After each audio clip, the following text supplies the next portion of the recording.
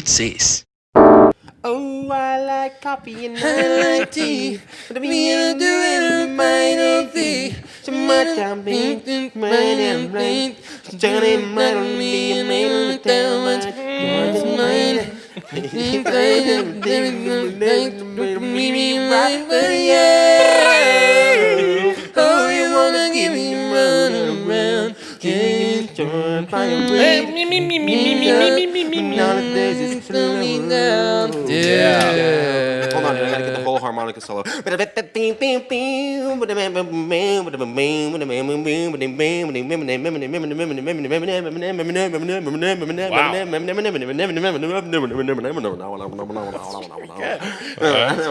Actually, really good. Spot on. That's a true mouth harp. I'm a rapper. Damn, Bobby. I'm a rapper. Dude, that was special. And that's a rap. I was hard on my. Run breath. Around, that record came out when I was in 7th grade, I think. What a and- great time for that record to come out. Oh, God, it was as a good child. times. We had this little DJ station in my cafeteria of my middle school. And You did? Yeah, it was sick. Like, kids could go in and spin whatever they wanted to Come spin. on. What? Like you just put like a disc on? Yeah, like a CD player. What was it, like a little like a literal like disc man? Yeah, like a no, like a Boombox. tray, like a tray came out. You could put like 6 different records in CDs in there, and then and dude, every day I would go up and be like, "Can you play Run Around?" Blues Travis. Blues Travis, dude, and they would rock it. I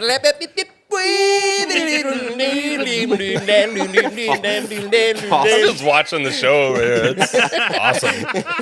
I was just like, great. I don't know why I So, drove all the way out here for this. yeah. dumbass Yeah. shit. This is cool. I think I'm gonna go now. Did you guys say something about Jimmy John's? Because where's yeah. my lunch? I thought Mexican food. We're doing Mexican food after this Is that what faux we're gonna show. do? Yeah, dude. I Yeah, baby. haven't had a good Mexi Mex. Are you gonna get Paulie, dude, the other day I made a 18-hour crock pot carnitas with Mexican Coke.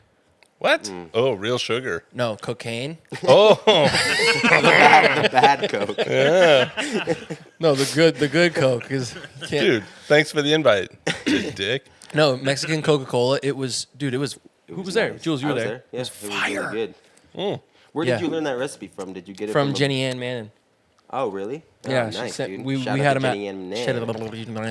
Man. We we went over to their house one time and they had this slow cooked carnitas and So it all just falls apart in your mouth. You're fall off the bone. Let's talk about for a second what everybody will choose. What's your go-to Mexican food delight? Go ahead, Paulie. Gosh, like I'm a cheap slut. Like fajitas, That's just not cheap. That's like Dude, typically that's the like most top of the expensive crops. one on the But- menu. fajitas are if they're done right. I don't find that they're ever really done differently.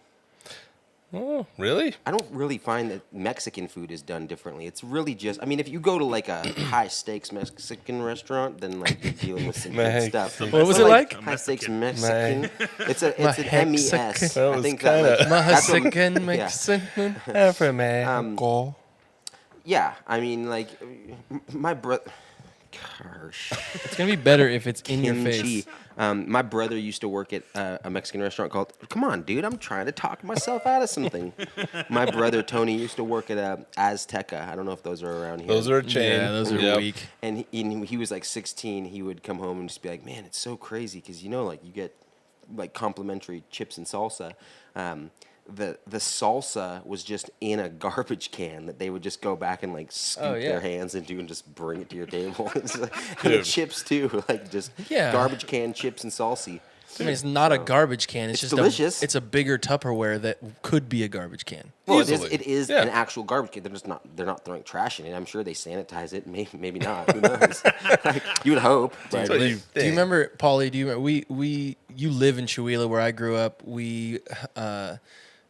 But you've lived there you didn't grow up there. You grew up in Colville, which is north about a half an hour. But Yeah. you've lived in Chihuahua for what? Coming up Half my life. at half your least. life. Yeah. So do you remember Mikasita? Oh yeah. Oh yeah. Such a stellar restaurant. We all wish it was still there again. We all do. It's all it's still there. It's just boarded up, and it still says Mi Casita, but it's like, gosh. Yeah, which is interesting. I'm like, who owns this building? Because it's just been boarded up for at least 15 years. About that, yeah. Wow. At One least a time, dozen. they used to bring out this like really cool coleslaw kind of thing with. So you got the salsa, you got the chips, and then you got this like slaw stuff. You remember that? Oh yeah. Oh man, we were there one. This is terrible.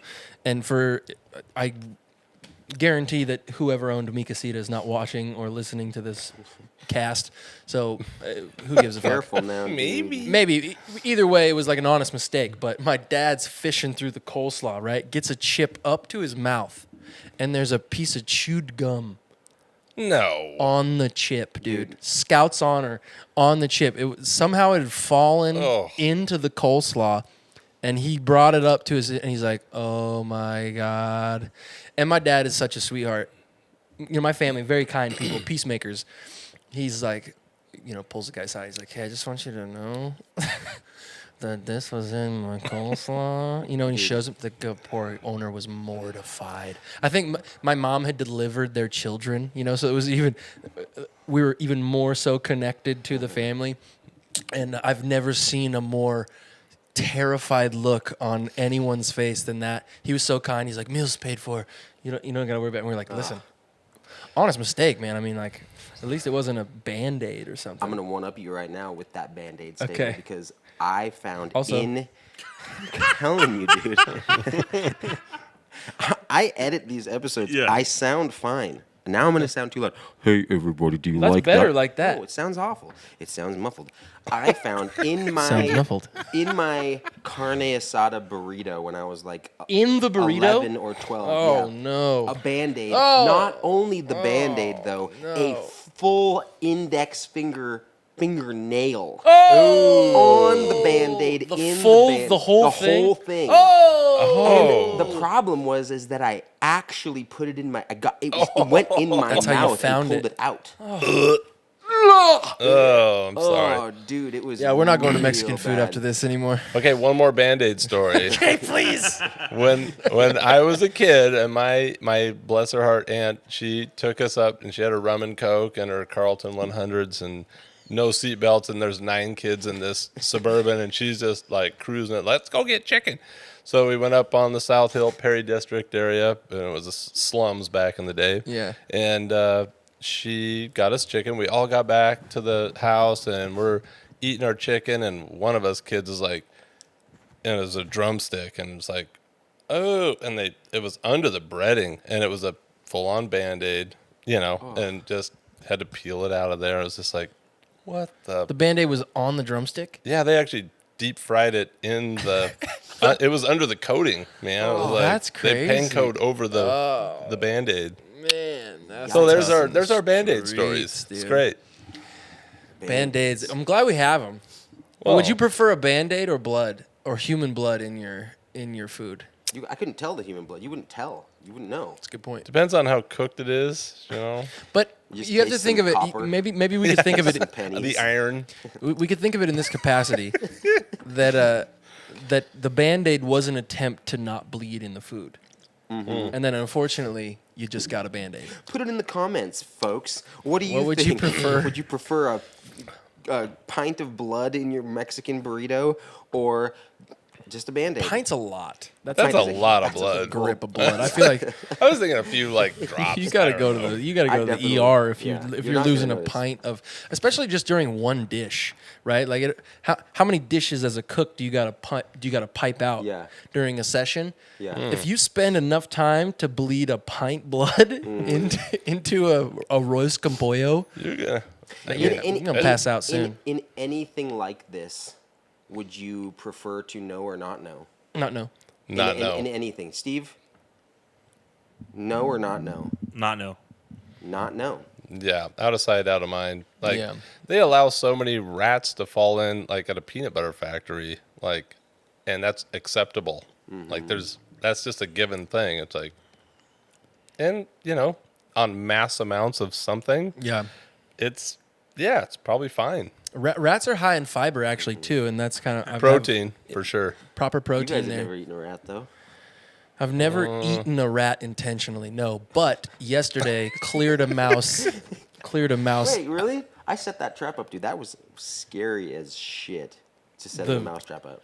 I flinch so bad at those. That's why I do the sticky ones that torture them. They're like half on, and they're just like dragging it across the floor. Oh my god, it's so scary. But that setting up that deal, it's like I'm flinching. Yeah. I can't even open the Pillsbury dough things.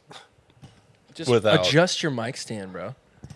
There we Let's talk about this. Great, thank you. Julian sounds like he's at the end of hallway. Only in the headphones, though. It doesn't actually sound like that on the recording. I don't agree. You sound fine haven't to watched me. one It's coming podcast. through just fine. I have too. No, you haven't. Name I haven't one. watched a You podcast. haven't listened to one podcast? I've listened to one. Yes, I did. I Which listened.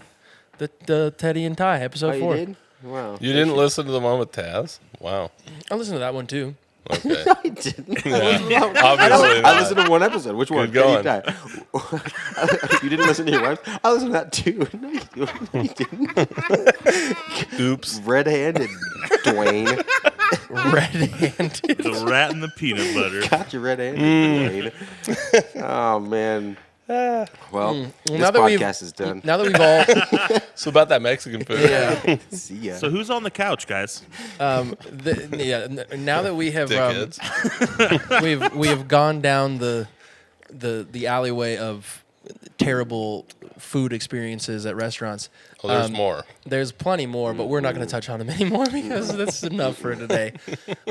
We are, Paul, we're live, by the way. We are now live on the How Good's This podcast. We are sitting with easily one of the kings of the castle. And let me just Jesus. say that is you can say that about like most of the people that come through here and like really credit people who come, but like that is a true statement. It's a true statement that this human being sitting on the couch next to us is one of my favorite people who is alive or dead.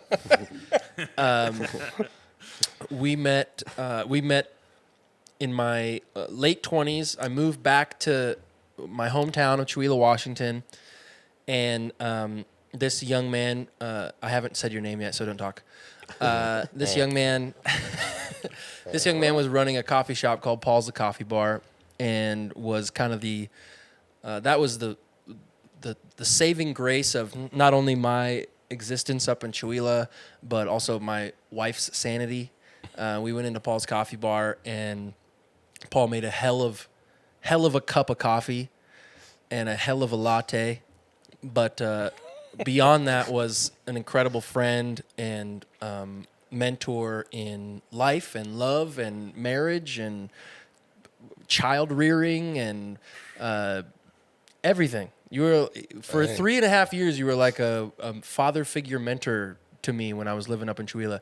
But I wanted personally to sit down and chat with you because our lives have kind of mirrored each other a little bit. Mm-hmm. We both were born in small towns. We were both born into incredible families, but there was a religious slant to both of our upbringings, and we've developed into human beings that connected, I think, initially on that. That's what I first remember connecting to you with, was our backgrounds. And I'd like to not only touch on that a little bit, but also touch on your woodwork. You are an incredible craftsman. You've built out the cockpit area of our Live at the Lodge, How Good's This situation. And you're also just funny AF. I'm pretty funny. You're pretty. I'm pretty funny. And for all of our listeners who don't know what AF means, it means as fuck. As fuck. I like to use fudge. As As fudge. fudge. So, Paulie, you were born in Colville, Washington. Am I correct? Yep. You are, how many siblings? You have quite a big family. I have 5 sisters and me. Dude, that's so sick. Youngest? Where do you stand in that? I'm in the middle, so Wow. there's 3 older, me, and then the 2 youngest are identical twins. So So if you guys want your makeup done or anything, I'm pretty fucking good. Do you think Just that saying. you relate with females way better because of that upbringing? For sure. I bet. 100%. Yeah. And then I go into the next phase of my life and have nothing but girls. And it was a blessing because it's like I love men.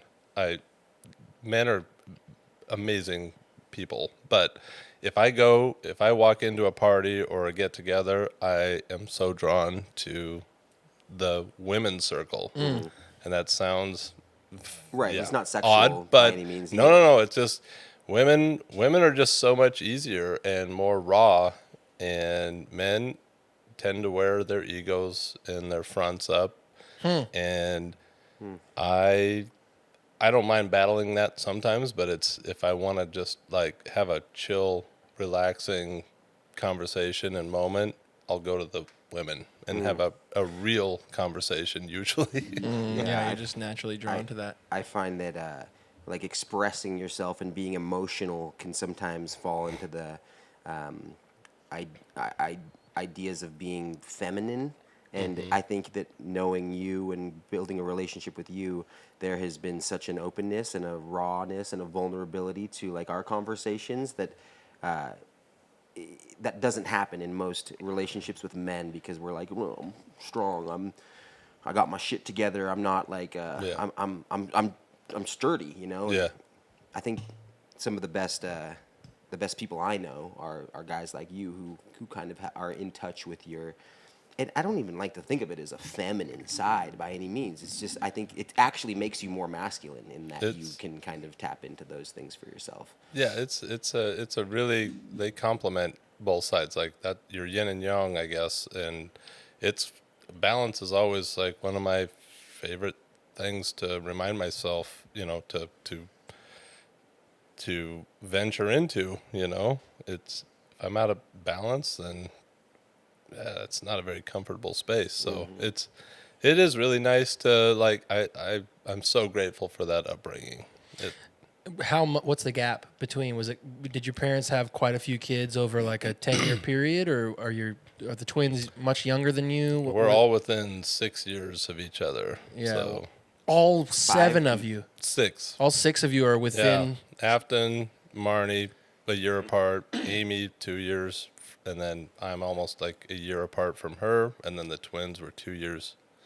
I love the name Marnie.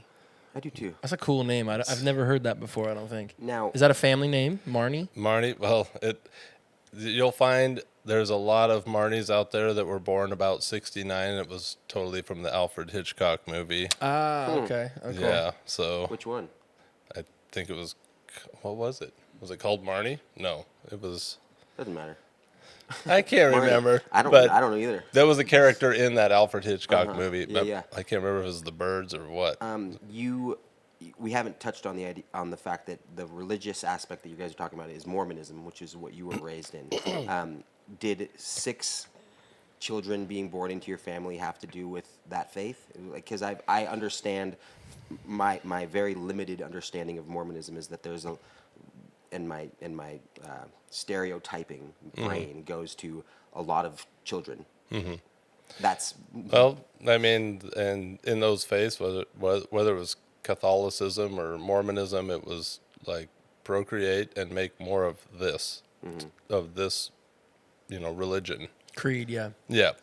So, Same within. Did you mention this? Same within Catholicism. Like big families are. That's just kind of. I don't know if it's necessarily a creed, but it just happens quite a bit. What is a creed? Oh, it's a like. It was the movie that followed Rocky. Oh, nice. Yeah, Michael B. George. it was a great band. Yeah, is Michael B. hot George. He has a band. Scott Storch. Oh, Stapp. God, dude. Scott Stapp. I liked Creed 2, honestly. Creed 2 was a good banger. I didn't see it. No, I a hope creed. not. I think a creed within a dogmatic perception would mean a tenet, a rule of sorts. I don't know if a rule. It's not necessarily a rule to have a big family, but I think the vibe is just. It's like a religious philosophy that's abided by. I think right, Paul. I don't. I mean, the big one, I'm going to leave creed behind because I'm not positive about that. I just know that it's if you are following a certain religion, they want to make you obviously want to create more of these beings so this religion can flourish. Yeah. You know, if you breed them, you have a better chance than going out and trying to sell somebody on it, which Gotcha. So it's like a form of evangelism via but raising up big families. but through attrition of being born into it, Right. which is what I was. My parents both almost got disowned by their families because they both searched out the Mormon religion. Wow. So their families weren't religious and they came to No. Mormonism. And all their families were going, what?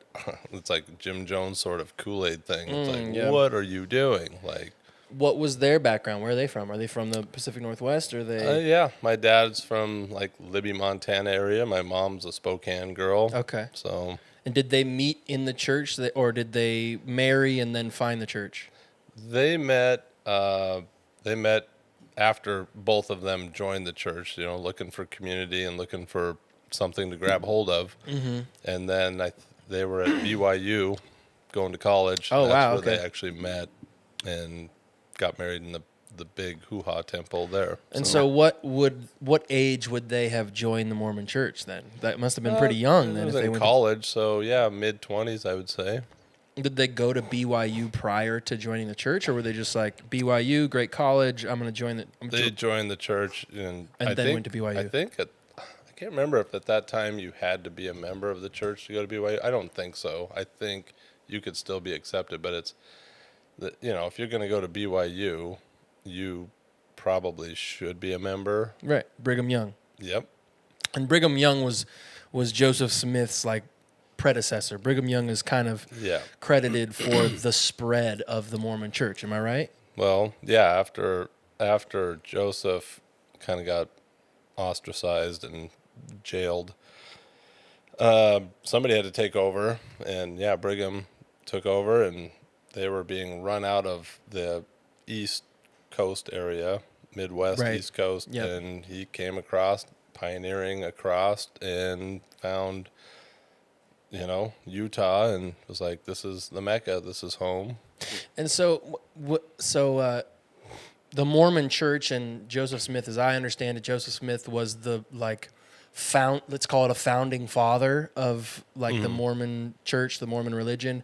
Brigham Young would be like the apostle of Joseph, the Paul to his Jesus, essentially. Suppose you could say it like that. Okay. I mean, somebody had to take the reins. Right. So Joseph Smith was jailed for, I'm guessing, A lot of things. Really? Polygamy. I mean, he was basically a cult leader. Yeah. And a lot of people weren't digging on it. And it's like, well, what do you do? Yeah, right. And then something too different. And right. Our cult is fine. We are the Protestant cult. yeah. Our cult leader's not around anymore, so it's okay. But you, my friend, cannot start your own cult and call it a religion. I do think that's kind of funny. I don't know if you guys have ever done that thought experiment where there's Scientology, right, in the last few years has kind of been highlighted as this cult. And as outlandish as one might think or view the Scientology church, the Church of Scientology, is not that different from the rest of the major religions that we just kind of naturally feel are normal, right? Like the Catholic thing is, there's a lot of weird things within the Catholic religion, the Christian religion. If I were to break down all the major religions in the world, Buddhism is the one that I'm like, that's like close enough, sort of thing. Most drawn to. Yeah, but so Brigham Young, he was the settler that cruised to Utah and set up camp there. Yeah. Gotcha. Okay. So then, being raised with 6 sisters. Am I right? 5 sisters. 5 sisters. 6 kids total. I got to be one of them. But Yeah. Raised in Colville. Colville's just north of Chewelah. It's like in the northeastern corner of Washington State. Did you go to public school? Did you go to? Did you, oh yeah, you went to public schools. School? Mm-hmm. Yep. Super amazing. And so just like anybody else. Same. And so since then, I wouldn't say detracted, but you wouldn't consider yourself a Mormon anymore. No, I would not. But I guess what I will toot their horn, and like I would with just about any religion. Like I think everybody starts off like in a positive. I think we're all barking up a very similar tree, Right. and we all want to be treated well. You could take 10 commandments, you could do all these different things, but I'm more of a golden rule guy where do unto others as you'd have done unto you. Yeah. Like pretty much that covers everything, the whole spectrum. Right. So that's how I like to go through life, but I don't need all these extra rules like the word of wisdom. It's a great thing. That's a Mormon term, and that's don't do tobacco, don't do alcohol, don't do drugs, don't do tea or caffeine, coffee. It's an interesting one. Tea. I know. It's Tell me about it.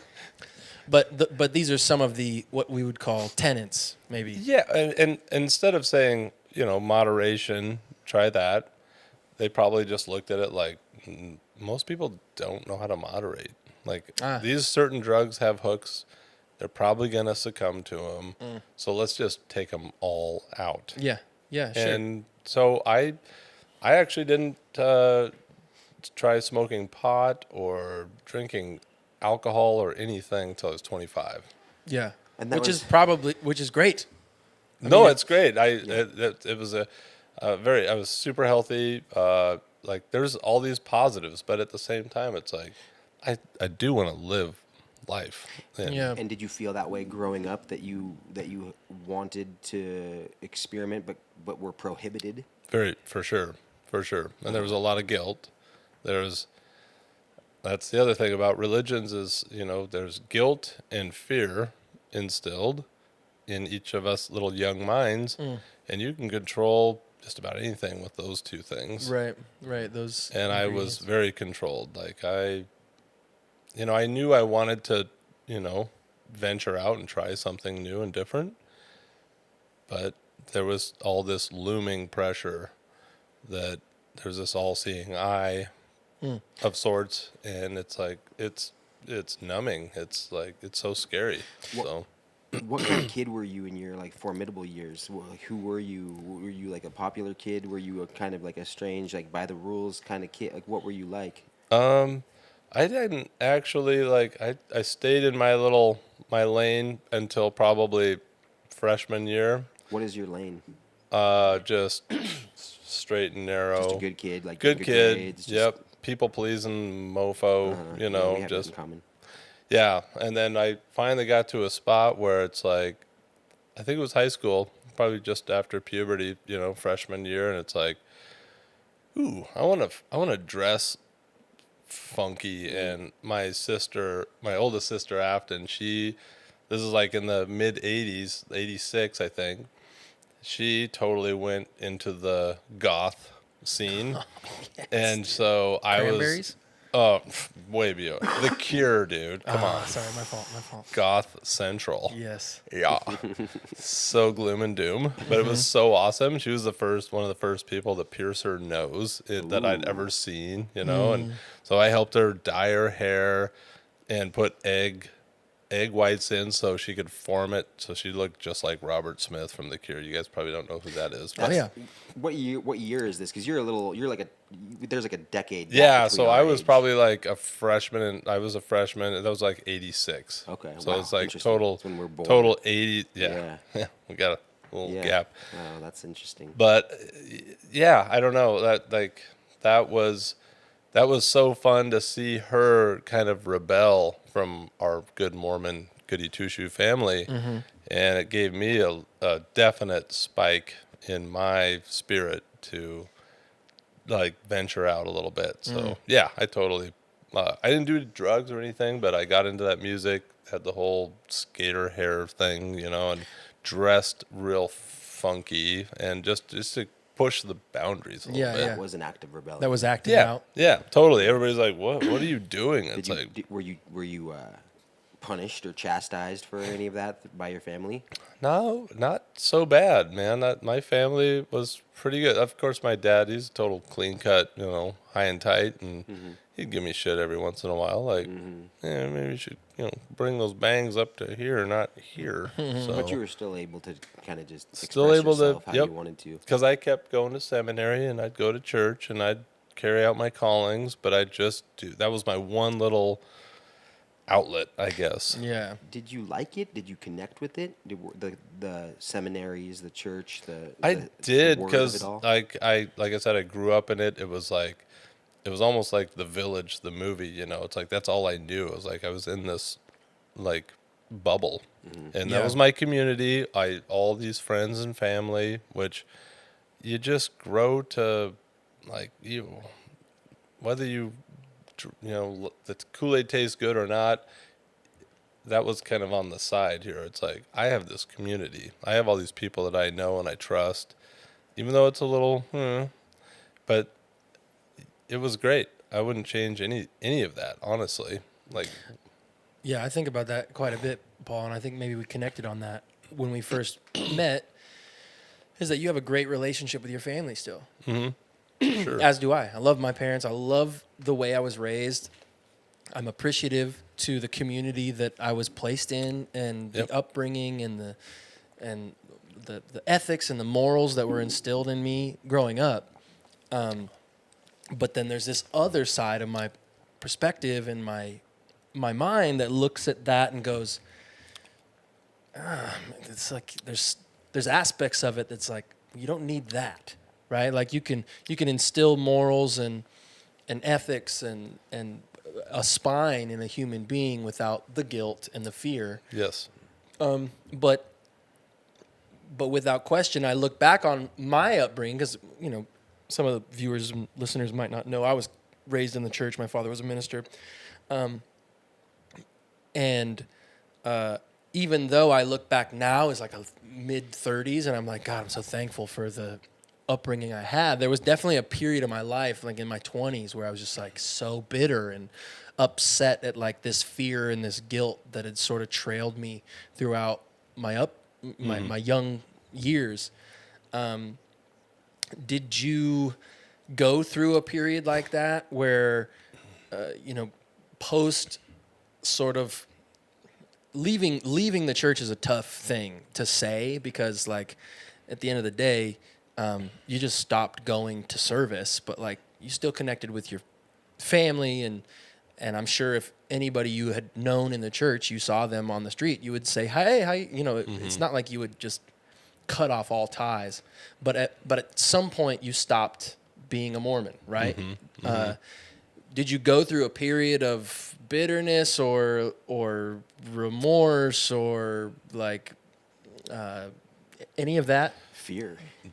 Well, it was just all that just snowballed into one big ball. Yeah. No, that was probably the toughest thing was, I even had my mission calling. I was supposed to go to Raleigh, North Carolina. I mean, that was like it's a very male dominant oriented religion. So it's like, I'm the one boy out of 6 kids, and it's like, this is going to be the one that's going to go on his mission. Girls can go on their mission too, but it's only if they don't, they really push for them to go to like Rick's College or BYU and get their MRS degree is what they call that. So What's that? MRS. What's that stand for? Mrs. Get married. Oh, Oh shit. Like okay. go find a return missionary and get Gotcha. married. That's Okay. the best thing you can do. But if you can't seem to find that, you can go out and proselyte, Gotcha. Okay. Paul, did you have was there a moment that you can recall about making that decision when you were kind of doing that? And I know it's always hard. It's like not necessarily like some type of situation that per se, but was there some kind of thing that you remember that kind of drew you to departing from where you were? Like a defining moment of making that. Yeah, for sure. It was meeting my amazing, wonderful wife, Sarah. Let's take a moment of silence for The Sarah. greatest. The greatest. Just woman 3 alive. seconds. Just 3 seconds Hold for on. Sarah. Yeah, she's. I wasn't silent. I didn't say it. He made him. Oh, you did He it? made the noise. You did it. I didn't do that. did You the went. noise. "Poing." All right, do it again. Awesome. That was Paul, I'm in fantastic. love with your wife. Oh, my Yeah, God. everybody, God. all of us. are. Jesus, I know. she's a She's legend. the queen. All right, so this is the So defining you met moment you that met makes Sarah. When did you guys meet? So she was right behind me all through high school, all through school, and we never knew each other. And if she was sitting here, she would tell you that I was a year ahead of her in school. She was a wallflower, and I apparently was kind of Mr. Popular, and I don't see it quite like that. I was just a very social guy, so I was super good friends with the stoners, the jocks, the preppies, the music. It didn't matter. Like, I was just that guy. Yeah. And so she, what like glommed us onto each other from the get go was there was like 6 goth kids in our whole school, and both of us happened to be one of those people that's like, oh my God, you listen to Depeche Mode? Oh my God, you like The Cure? So did you dress goth? Whenever I think of goth, I think of like eyeliner and like No, way I- too many belt buckles. Didn't have the whole life is pain look Okay. going on. Yeah. But like we definitely, we But rocked it our is. shirt. It can Tell me be. about it. Anyway, that was kind of like one of our little like, oh, you're wearing, oh, you like OMD? Oh my God, yeah. So it's like wearing our little shirts and doing our little clicky thing, Gotcha. and that attracted us to each other. And then we were just really good friends after high school. Like, I didn't get to know her till I was graduated, and it was her graduation. And I just remember at the graduation, like, my nickname was Apple because of my large Adam's Can we apple. get it tied on his Adam apple, bro? That thing is gnarly. For everybody just listening to the podcast, this guy has an elevator in his neck. It looks like he's got a dumbwaiter from the chest up to the chin. I do it. I do my workout. It's really I fancy. do my workouts. Jeez, dude, I've never seen something like You'll lift that. a half gallon of milk with that thing, dude. Anyway, 2 women, 1 time, no big deal. So Okay, so because of your Adam's apple, you were called Apple. And I just remember at her graduation, she had a big balloon and it had, I love you, Apple. I think it said on it. And it was like, anyway, that could be totally edited out of this whole thing. It doesn't matter. Keep going down your story. But that was when we connected, and then it just like snowballed after that. Like, we just connected, and like it's like we were best friends, super good friends, and our little cliquey like 5 or 6 buddies for 2 years, and then that's the best. That's when it's like don't take it to the romantic phase until after that. And Yep. you can tell that to anybody, but some people have good luck going right to romantic, but being like getting to know somebody and going, yeah, I actually like you. We could actually have sex, and it might be worthwhile. Yeah. And correct me if I'm wrong, but you had never been with another woman prior to this. No, Okay. not And she- not fully. Neither of us have, and Nor was she a product of the Mormon Church. no, she was not. She actually was dating one of my good buddies that was a year older than me, and he ended up going on his mission, and then she started dating me, and we fornicated 2 weeks before I was supposed to go to Raleigh, North Carolina. And this is what kind of did this That was pull the- you out of going to your mission? Yeah, oh yeah, I had to like, Whoa. I hate confrontation. I had to like go to my I didn't want to tell my parents or anybody, but it was just like, oh my God, like I've like been on this planet for 19 years, like prepping for this whole moment. Oh, And wow. then, God, that's heavy. and what was really cool, I have to say, about was my stake president, which is above the bishop. Anyway, it was like a real sweetheart of a guy, and I went to him and I was so just humble and like, I messed up, and he was like, "Whoa, what'd you do?" Like, I had sex, and he's like, "Well, you know what? Like, God put us on this planet that's like the most potent, powerful drive a man has. So what you just need to do is harness that." But he was very understanding. It was this horrible thing that I thought it was going to be. Just And chastise. I think it was just this particular character, What a guy. and it was the most beautiful, best thing ever. And he's like, I'll give you, a month to, clean up. And I was like, a month? Wow. Like, because in the Mormon church, I think fornicating is like third in line of the worst things you can do. I think there's murder, adultery, and then fornication.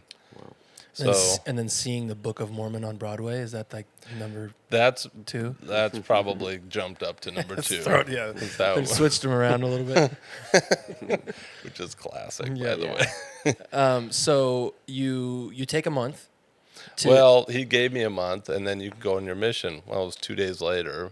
I refornicated because it's a very addictive drug, apparently. I mean, it's just a beautiful, wonderful thing. Yeah, it is. Yeah. And my mom even said that. She's like, if you get a taste of that, you're going to not know how to, And I was like, whatever, Mom. Well, she was right. Yeah. She was right. Okay, so then 2 days later, what happens? You're like, I'm not going on my mission. Well, I didn't mean for that, but I went and hung out with Sarah again. And yeah, it happened again. And it's like, I mean, on some level, I really did not want to go out and sell a church I didn't really believe in. So was that a part of your perception at that point? That like, I'm going to do this thing because it's connected to this community that I really love. I really love all the people who I've experienced this religion. Well, my whole upbringing. All Like, your family, everybody. It was a tribe, This tribe of people, the canvas that this tribe has been, painted on, so to say, is this religion. But in reality, I love the people. I don't care about Brigham Young and Joseph Smith did you have a reverence towards anything within the church, or was it simply the community? I've high graded all the goods that I could from the church, leaving behind the fear and the guilt. And one of my favorite things is, like, we would call it Monday night family home evening. So it was like the whole family would get together and we'd just sit in a big circle. And this, thank goodness, this was way before cell phones and all this addictive stuff. Yeah. And, we'd just sit there and we'd take turns, and each one of us would say a little something, on what we're grateful for. So cool. So like, and I've tried to take that into my life. And so we have Monday, or sometimes it's floating, Tuesday night family dinners, no cell phones, just us. And the girls and Sarah and I just talk about everything. And we're pretty, I don't know, it's just a beautiful thing. So that's one of those things that I've taken from the it's so church. awesome. There's great things to Amongst be had. other things too. Oh, there's lots of other totally. things. You're the most, not the most, one of the most kind and giving humans I think I've ever come across in my life. You're gracious with your time. You're gracious with your work. Like anything, half of this studio has been built by you, and you just did it out of the kindness of your heart. No, I charged you some money. I haven't paid you yet. That's true. Because he needs people that to invoice. send money. Yeah, but just help us out on the Patreon page. Pay for our desk. I also think, Paul, that you're kind of like the exception to the rule, at least in my own opinion, because I think when I look at people the age at which you got married, or not got married, you met Sarah and decided to fornicate, and kind of, how long have you been with Sarah? 25 years? We're coming up on 30, but we've been officially married 27. I would look at a 19-year-old just making those decisions and say, you're a fucking idiot. You have no life experience. You have no idea who you are quite yet. But by knowing you and getting to understand that you are older than me, and I've been able to see you and learn about you and your relationship with Sarah and your children. I've met your whole family, and there's something really special about the approach that you took to all of this, and it really seems like the exception to the rule, because you have single-handedly changed what narrative I've created in my head about all of that, because I think it's just, I think it can't be done. And then, but you've done this, and your relationship with Sarah, though I'm sure rocky throughout the course of it, has landed on its feet every time after and again. And I see you guys, and there's something so beautiful and incredible about your guys' relationship, and your relationship to your kids, and your relationship to yourself and the people that you're surrounded by. So I think you're the exception to the rule, because I don't see a lot of people doing that. And you said it well. There's been some definite rocky, there's been some shit. And the best thing, we've had to go see counselors and family therapy. Mm-hmm. I mean, everybody bet against Sarah and I when we first connected, and we were getting pregnant with Avery. So I was not even 21 yet, and Sarah was 19, and it's what do you get? And no education. I was actually boxing groceries at the grocery store, and I saw no end in sight. It's oh my God, this is not what I set out to do. Mm. But here it is. Let's do this. Let's make the best out of this. And it's been quite a journey, but yeah, I'm not gonna lie. There's been some rough patches. There's been some make or break spots, but I guess the best thing is we all faced it. Even our kids, they had to face it with us. It's this is ugly, but this is life. This is what real life is like. And the best thing you can do is communicate and listen and hear the other person. I'm not kidding. Sarah and I went to a counselor, and we were just about ready to throw it in, and this was probably 15 years ago at least. But and the gal was just the best mediator, and she said, "Paul, I want you to say something to Sarah." Okay, Sarah, what did Paul just say to you? And she'd repeat it back. Okay, Paul, is that what you wanted her to hear? Nope. Okay, try it again. We did that back and forth 21 times, I think it was, before Sarah was able to say, I was able to say, yes, that's exact. She said it back to me. So it's no wonder relationships struggle and possibly fail, because most people aren't hearing what the other person is trying to say to them and grasping that. Just have a different point of view about it. Oh yeah, and your ego and your just your frustration, all that comes through in your delivery, and it gets misconstrued and failure. It's so tough, and so that was one of our best aha moments. Oh my God, no wonder we've been sucking at this. We haven't actually been listening to each other, hearing each other. So we still struggle with that, but at least we have the tools in our tool belt to oh yeah, let's work on this. And yeah, communication's so difficult. We were talking about on the last podcast we had about how many different ways we communicate, not just through language, right? Mm-hmm. There's body language. There's potentially rhythms that our bodies will exude, and they're all jumbled together, right? We're all trying to catch this energy from another person and piece them together into what we actually think they're saying. And it's with how selfish I am, it's next to impossible to like really assemble those in the right proper way in the moment. So you don't go on your mission. You're with Sarah. You guys get pregnant really early in your life. Yeah, we made it like 2 years. Apparently, the pull and pray method is not foolproof. So yeah, It's funny how you. You didn't mean to? no, we. There were a lot 14 years a lot old more and we're- between the 2 years that was like, oh man. shit. But yeah, it was Where were it was you guys? blue. Where were you guys at this point in your lives? What were you doing? I was in Colville actually. Like we were living in Spokane for a couple years together, and then she was like, we just could not afford living in Spokane. It was just for some reason at that time. It's like we just could not get ahead. It's like we're Well, working. how old are you? 20? 19. Yeah, I was 1920? 1920. I mean, it's yeah. 20-year-olds nowadays like aren't really that far ahead either. I don't you think know? so. Yeah. Yeah. But we just kept thinking, we'll move to a bigger city and get out of Podunkville.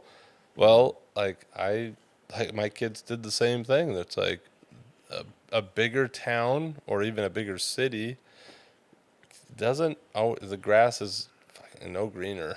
And so it was just like I missed, and I think Sarah did too, missed going and having our smaller community scene that we had, and just slower life. Traffic is even in Spokane. It's like it is what it is. Yeah. So you guys get pregnant with your firstborn. Mm-hmm. You are barely 20. Dude, we got a loan from Sarah's oldest brother to let us buy I call it a Velveeta box, but a single wide mobile home because we couldn't find anything to rent. And we were like, let's at least like get a little bit of, money going into something that we can actually, sell later if we need to. And we spent 10 years on that. We bought a new single wide mobile home and moved down to some property and it was that was probably, our kids even say this, they're like, that was probably some of the best times, and it didn't matter what the house looked like. It was a home. We made it into a home, And correct me if I'm wrong, because I am usually wrong. That trailer was right at the tip of the community church that I grew up at. Yeah. Right on the that's true. property. Yeah. And this is the weirdest thing about Paul and I's relationship is that we met when I was 27. We had been like, our lives had interweaved in so many different. For 10 years, you lived at the end of the parking lot of that church that I grew up in. That's so and weird. spent. But your dad was the My dad was the pastor. Yeah. My dad helped build that church literally like with a power tool and a hammer. And yet I had no interaction or connection with you, Sarah, your children. It's interesting how worlds, right, can sort of orbit around each other, but just consistently miss. Oh, and for then sure, and man. then it's brought right into the fold, right in the right moment. I'm meeting you and Sarah when I was 26, 27. You guys had just then become empty nesters. Your girls had left the house, and there was this, like, I remember sitting down and talking to you over a beer once, and you're like, wow, this is like new, right? I went from living with my family, 19, and then starting my own family. And I never had this, like, this time. I never had what most folk would call like an adult life. Right? I mean, granted, you were an adult, but you had kids, right? You had dependents. You had people that you were caring for, and you didn't have this time or this space or this freedom. And I was 26, 27, being an idiot 9 days a week, no dependence, no responsibilities really. And it was interesting seeing you come on the back half of your raising children, raising a family, investing your time and your energy into making sure that the nourishment of your family was top priority. And I was like terrified of that. When we first met, I was absolutely, I'm never going to get married. Absolutely, I'm never going to have kids. And it was from hanging out with you and being around you and you kind of mentoring me into this. I don't think you did it intentionally, really, honestly. I think that you, just in who you were and who you are, taught me that there is a joy that can come from. You can have both worlds. You can be a fun, exciting, kind, passionate person and have a family. And for some reason, like Jules, I would imagine you're kind of in that same regard or have been for a while. I know a lot of my friends are that same way. They're like, well, you either like button your shirt all the way to the top and you have a family, or you have fun. And did you? You can have both those worlds. Without question, you can. Without sure. question, you can. And I completely agree with you. And I'm having more fun in my life now than I've ever had. When you found out that Sarah was pregnant when you were 19 years old, do you remember the feeling you had? Do you remember the emotion that coursed over your body? Was it this like, what am I going to tell my parents? Or was it, what am I going to do? Or was it, oh shit? Or was it like, yes, I can't wait to be a dad? Like, what was the feeling you had coursing through that Adam's apple that you have in your neck right now? Can I add to that as well? Like, also, if I was in that position, I would think about potentially not even having the kid overall, just to be completely honest. Yeah. That didn't seem like it was even an idea. That wasn't even an option for us. Like that, I suppose that was around, but there's probably still just enough of my religious mindset to thank goodness for, that, I suppose, or I wouldn't know my kid Avery, and it like that all happened. And Sarah and I talk about this a lot. It's like, if we were to try to plan having kids like you actually did, or a lot of people do, I don't even know. Like, yeah, I'm not that kind of a person. Like, so it kind of needed to happen organically, accidentally for me. And that's when I found that I do life better, is when a situation just happens. And it's like, okay, this is the universe telling me I need to like head this direction. And I want to do it the best I can. So, yeah, there was never, let's go and see the doctor and make it go away. It's like, I actually love this person, and the thought of like making another human with this person, like that was actually really attractive. And really brave. Even though I was ill prepared as, it just, like I said, I didn't have much education. My worst fear was ending up working at a sawmill in Colville, stuck. And, I was like working at a grocery store. It was safe, but it's just like, ugh, it was like gut myself kind of thing. So yeah, it was some interesting times. I think I'd like to jump off of your fear that you reflected of being stuck. I didn't want to be stuck. And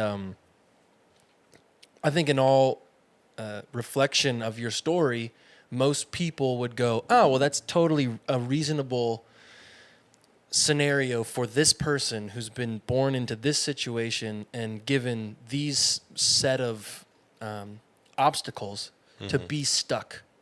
Oh, man, I worked at the sawmill for 40 years and I didn't really like it. But I had a family I had to provide. And I think it's such a cool testimony to the story you have, because you went from boxing groceries at 18 to starting a family when you're 19, probably terrified and ill-equipped, uneducated. And from that, you learned how to do so many things. You learned how to create a business and to work for yourself and to provide for a family. And you built a home. You built several homes on your own. And this came from, I would imagine, I'm talking for you right now, so cut me off if I speak out of turn. But this came from the community that you had around you and your tools that the church probably provided for you, which was building a community, being a sociable person, being kind, being caring, being compassionate. And from that, the tools that you brought into life, which was, you owned a woodworking business for many years. You still run that today.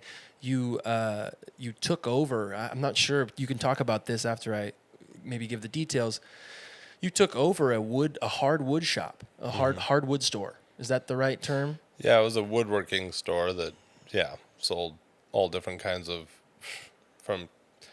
it was a retail store, and we did hardwood floors, built any custom furniture or any woodwork that anybody wanted that couldn't do it on their own. Yeah. So, yeah, it was a fun business. So you took those tools, and you had no previous knowledge of hardwoods or cabinets or woodworking or carpentry or any of this stuff. Am I right? No, it was that all started with back at church. A buddy of mine, I just overheard him saying, I need an employee to work at my woodworking shop. And I thought, oh my God, this is one way I can get out of the grocery store business. And just previous to that, I had a good buddy of mine that built if I look back on it now, it's probably pretty crude, but he built this little vanity for their kitchen, and he had a young family too. We were the same age, and it was just really hit me. It's like, wow, like you made that, and that's a functional thing, you know? And I don't know what it was, but it's like, it just really hit me, and I thought, maybe that's what I want to do. Like, I'm artsy fartsy, and I don't know what kind of art I like to do. I always try to do a little music, try to do a little bit of this, and somehow woodwork kind of got into my veins, and it was just all pure luck that this guy happened to be saying, I need somebody to run my store for me.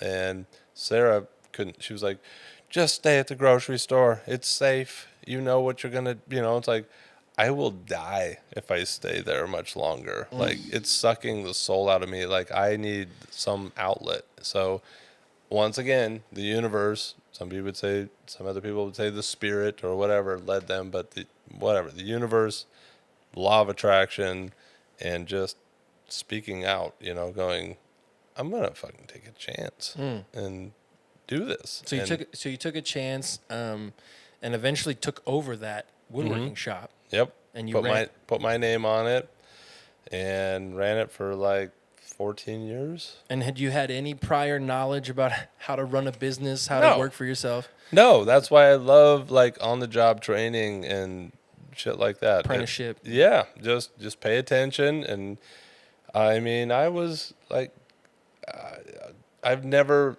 I wish this would have happened to me in school with physics or math or anything.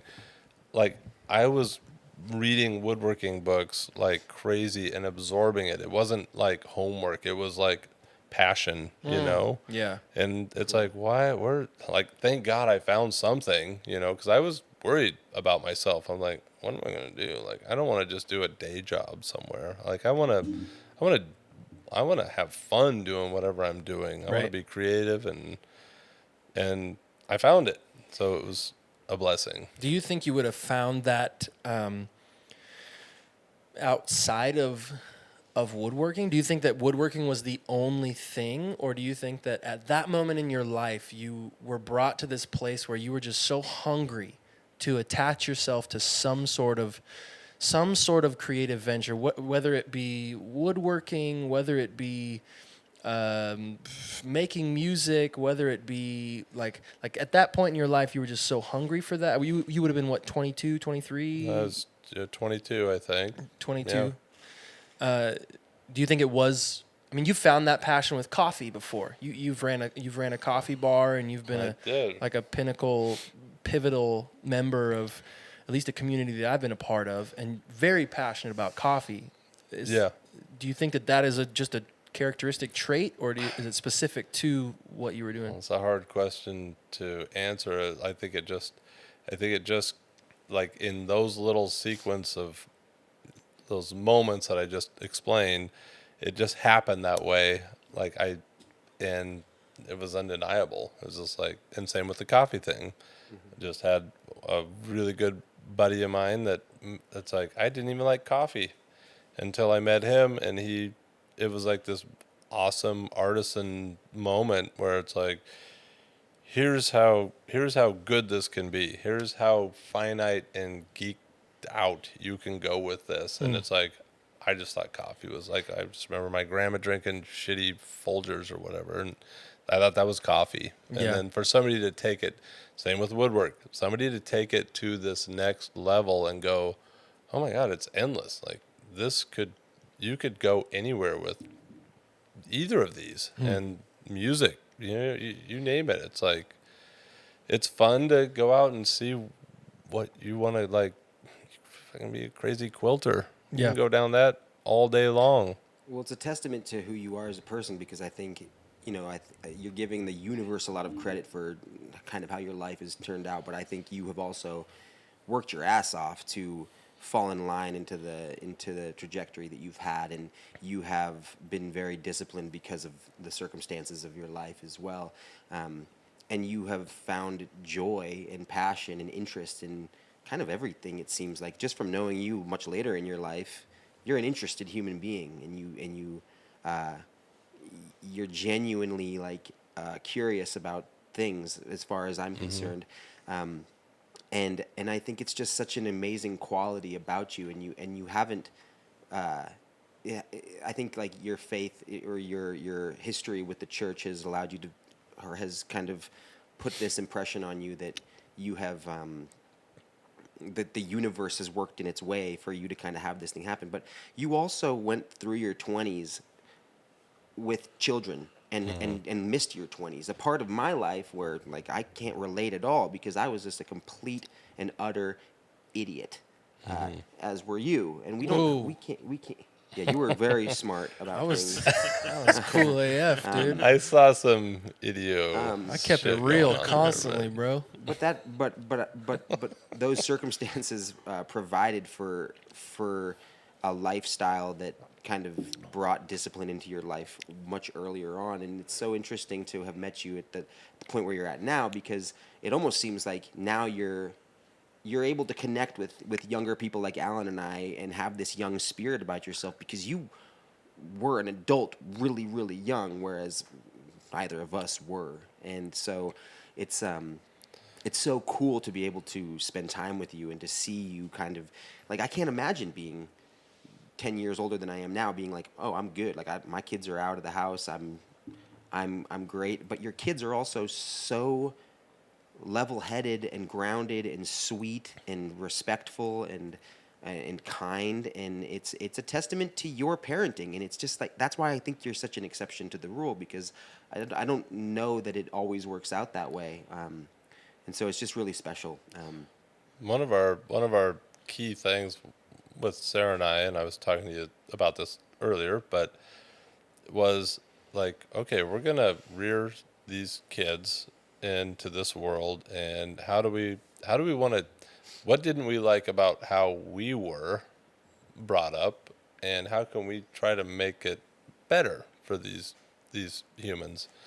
And it came down to, and I'm not saying we dialed it in, but we changed the rules a lot from how we were brought up, and maybe we did it, I'd have to talk to my girls, but for the most part, I think we didn't overdo it. I feel like we exposed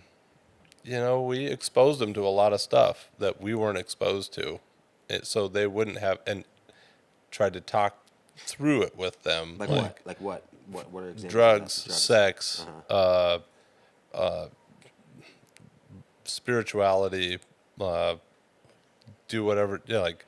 Just as far as if you wanna do drugs, all right, here's the drugs that we know are really bad, and you should avoid those. Not all drugs are bad, but if they're used in these certain contexts and with this sort of intention, then and so that was like one of our things. We said, hey, if you guys want to do psychedelics, you're going to do them with us. We would prefer you to do them with us. And we waited till they were at a ripe enough age, but they were probably like early high school. And it's like, we don't want you sneaking off going to some party and drinking and nobody knows how to get home. That's super unsafe. You're nervous to call. Or We'd rather have your group of friends come here, you all camp out here, and let's do these things, safely here. And I think that was like, we were left to our own devices. I like I said, I didn't even do any of that stuff until I was 25. But with our kids, I knew it's like, we're a little more liberal, a lot more liberal than I was raised. And I didn't want it to just be left to their own devices. It's like, let's talk about this. When you were 25 and you came upon this ulterior world, because as I understand it, you tried to manage your relationship with the church early in your marriage. You guys were married in the church. You had a Mormon ceremony in the church, correct? We had a lawn wedding when we first got married, but then like 2 years later, we were able to get married in the temple. You got married in the temple. But I had to baptize Sarah first. Okay. So I had to do a lot of sweet talking and sell the church. Okay, and so eventually you baptize Sarah into the church. You guys have a temple wedding, and then eventually you're like, this is not working. This is not for us, right? Most of that came from Sarah's dad, who was Catholic, super Catholic, and he was on his deathbed, and she said, this is a Mormon thing, Dad, can I baptize you after you're dead? Because Mormons baptize people that have died. Okay. Like they have some weird communication with that. Like, here's your option, even though you died. And some people didn't even get the message. So this is one way for them to extend this one last, like, lifeline. Yeah. And he's like, over my dead body. If you do that, I will disown you forever. That kind of thing. It really shook her. And she was like, how can I participate and partake in something that is going to separate me from all of my family, because I know they're not going to want to drink this Kool-Aid. Yeah. And that was her aha moment of, I'm out. I'm done. She took her garments off, which is a sacred thing. Right, because Mormons have a holy garment that they wear constantly. When you have gotten sealed in the temple, you have to buy your own garments, which is kind of an expensive, crazy thing, because you have to be a full tithe payer to be able to have your garments. So that's 10% of your income, right? And any gifts that are given to you, you're supposed to figure out what those gifts are. And where do they make those garments at? Is it like an H&M thing or something? Dude, I don't know, man. Really? There must be a lot of them. There must be a factory. There's a shit ton of them out there, but can you get? They're not sexy, by the way. No, but can you get new garments? Like if you gain weight. Oh yeah, yeah. They have all these funny flaps in all the wrong places, and it's just not attractive. But okay, so she goes, "I'm out. I'm done." You soon follow. Yeah, it didn't take long. It was like, well, and part of the thing too was, I sold her down on this religion, and she was actually more gung-ho on it than I was, and I was born and raised in it. So it didn't just take her dad to do that. I was on the sidelines over here, just me shirking my thing, like, I don't really know. And she saw that for probably 2 years. She was taking all the callings. That's Sarah. She's so like all or none. She's driven. Yeah. If she gets into something, she's into it, and that's what's so beautiful about her. But she saw that I was waning, and then her dad says that, and it's like, why am I like? you're not even really into this. My dad says, over my dead body, I'm out. Yeah. So yeah, it didn't take very long after that for me to go, yeah, why am I here? Because I didn't want to deal with probably the separation from the village. Yeah, gotcha.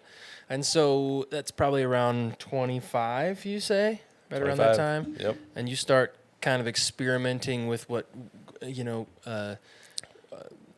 recovering religious people would call secular world. You start experimenting with coffee and tea and alcohol. I tried and some Bud Light, man. a little It Bud was Light. And half a Bud Light, and I was just like. But did you go through a phase? Because I went through this phase of like, I guess, realization of all these fears that I had, all these people that I had pushed out of my life because they were involved in these things that I was told are absolutely like hell-bound ingredients for you to ruin your entire life. And then when you first dip your foot in that pool and you're like, what? This is not bad. This is not a bad thing. It's not any worse than eating a full bag of Doritos in one sitting. Did you go through that phase at all with, substance, with movies, with music, was there a time period where that happened? So what are you asking me? Okay, so when People This always happens have a to say lot. that. That was a roundabout sort of. I forgot what my point was. So you leave the church. I kind of got started down that pathway because you were like, I never invested any time in that secular world until I was about 25. Yeah. Right? Yeah. And so when you get to that point and you take your first you dip your toe in that pool. Oh, we're back to the pool again. Okay. Did you go through a Yes. moment of like, what? This is, I spent 25 years of my life like being afraid of this shit, and okay. this is what it is. This Like is like I regret why haven't I dabbled in all this? no, maybe not prior to this. Maybe not regret, but like I went through the moment that I had that first Mike's Hard Lemonade. And was like, this feels rad. This is fun. I'm like, I told you. conversations are. Been trying to tell you forever. I've been trying to tell you since I was It's 10, like, bro. what's bad about laughing louder? Like I thought about all the guilt and the remorse and also too like the finger waving that I had done at people. All the shame. All Well, the yeah. shame that I had like held on my back and then sort of tossed at other people. I was like, I felt bitter. There was a long line of bitterness that I dealt with because of sort of that veil being pulled away and going, what? This is the thing that I was like adamantly against for so many years. Did you have that at all? Oh, yeah. Well, probably one of the like the sham, Yeah. like I've been duped. Right. Probably one of the biggest, and I don't want to like delve too far into this, but was both Sarah and I, as like, again, born and raised in this church, made it all the way to the temple, which is like the grand poobah, like you've made it, you've arrived.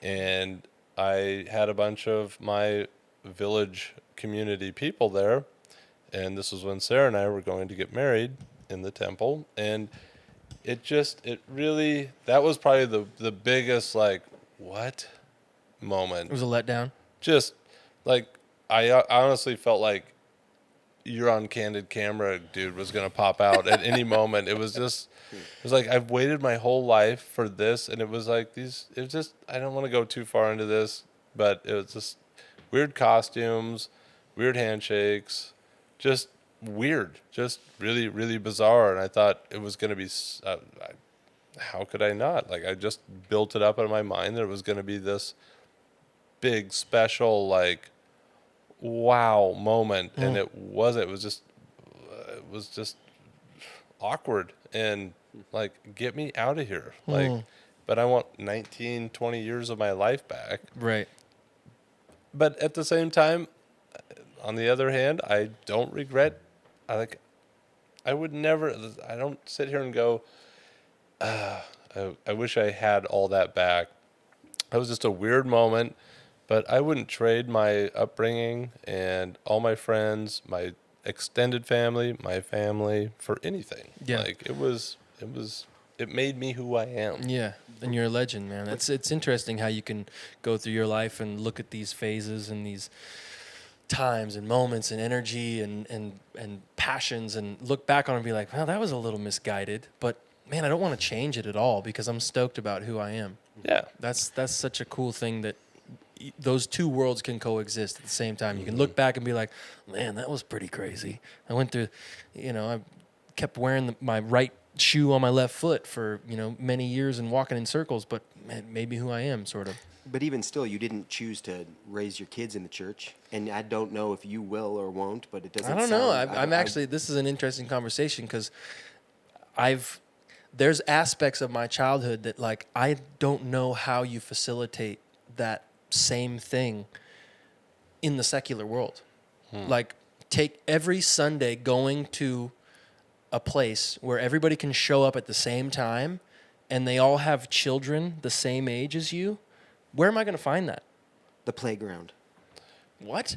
Hike up on I the don't know. hill. We're here Nature. together. Nature. Yeah, Like that's to me, just that's what your my experience is. church. Take the kids skiing on a Sunday when it's blue sky and it's just Right, but or sledding or something. But yes, and I completely agree that you can make your church is just whatever, right? You can do that. You can make your church camping. You can make your church, but like finding other like-minded families, you're gonna sift through so many like duds probably just going to a yoga convention or going to a boxcar racing event. I guess I've been thinking about it. I haven't actually executed it yet because we have a good group of people around us, but I understand why people are drawn to these community-based religions, Mormonism, Scientology, Christianity, Catholicism, right? Because there's at least like-minded enough to say, treat your neighbor with respect and show up to church on time.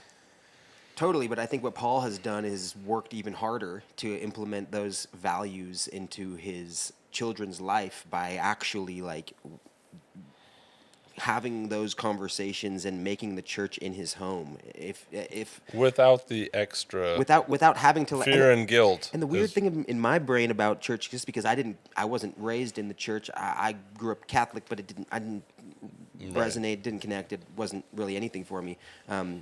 Was that now when I think back, like when I might be an asshole for saying this, but it almost just seems lazy, especially after knowing you. And that's not to say that other people that really value the church and have relationships with it and put their kids in it aren't doing the right thing by their standards. But I don't know. Like I have such a different experience in my life than you guys do. Yeah. I didn't grow up in the church at all. But some people need structure. Some people need this, and I'm an entrepreneur. Like I can't work for somebody else. Like I need to work for myself and do it my way. And I feel like that's my spirituality too. Like I don't need to go to a building with, the community is great. Like I said, like I love my community that I had through that, but there's a lot of, I don't know, it's a heavy price to pay ultimately, because for me, it's like I need my independence in my spirituality, my work life. That's just how I'm wired. But there are plenty of people, obviously, like, look at how many churches are out there. Colville has like 22 churches. Chewelah, tiny town, like 2,000 people, has 10 or 12 churches. I think I counted at one point. It was like 14 or 15. Yeah. I think I'd also like to maybe circle back to a point that I was attempting to try and make earlier about just, I always see this bumper sticker constantly in Chewelah, just all over the Pacific Northwest, and it says coexist. That's so weird. I've seen that so many times. I was going to say, is that the one? Yeah, and it's like all the different emblems of all these different religions and beliefs, and it says coexist. And I have so many incredible people in my life who abide by some sort of religious. One of those that's on that sticker. Just one. Yeah, whether it's Christianity, whether it's Catholicism, Mormonism, there's so many human beings that I love to death and I would call in a moment's notice. And interacting with these people and coexisting with these people is it stretches me as a human being, and it teaches me a lot of different ways and perceptions and ideas. And I think that one reason why I really love and appreciate you, Paul, is you've not only shown me that with your own interactions with your upbringing and the people that you met and you grew up with, your family included, but people I introduce you to that I know of that ilk, who come from all different walks of life. You have the capacity to love and care and also just be yourself too. Like I notice in my life, I have this momentum or propensity to sort of guard myself around certain circles. You're a public figure. Well, I don't know if that's it, or if it's like, is this gonna, I grew up in a small town and my dad was the pastor, and so I have this idea of Still, you're a public figure. I am a public figure, but I think I was raised with that because I was like, is this going to get back to my dad? Right. If I tell somebody I watched Ren and Stimpy, is that going to get back to my parents? And I really appreciate that, and I appreciate you showing me that, intentionally or not, that you can coexist. I think that's just super stellar, and I think that I would imagine that you've, if there was a Paul Corbett 10 commandments, that would be one of the high commandments on that list of 10. Coexist. I like that. Thank you. Yeah. I would say so too. Well, I have to say, like, just putting myself in that little public scene at the coffee shop, everybody was like, you should be mayor, and blah, blah, blah. It's like, I don't want to do that. I feel like just being this bartender, barista guy, and just taking everybody in. And I loved the fact that, and it helped me push myself in that phase of my life to, we're all the same. Like we all poop, we all pee, we all hurt, we cry, we want love. And if I just did that and I tried to actually do that with everybody that came in, and I would talk crude or crass or whatever, and people actually really enjoyed that. They liked being treated like a real human being, and we all have that in common, and we're all looking for it. And I had so many hugs in my life through that. I had people come in that just wanted a hug, and they didn't want a coffee or anything. They just leave. But it was like, that was the best. It's like just that human connection like that, because that's what we're all looking for ultimately. Yes. You've heard it on our podcast, the How Good's This podcast. The first time Paul Corbett is running for mayor in 2020, and he's running on the back of Everybody Needs a Good Squeeze. Oh, I'm a good squeezer, man. I'll pull you in. I'll be your campaign Incredible hugger. companion.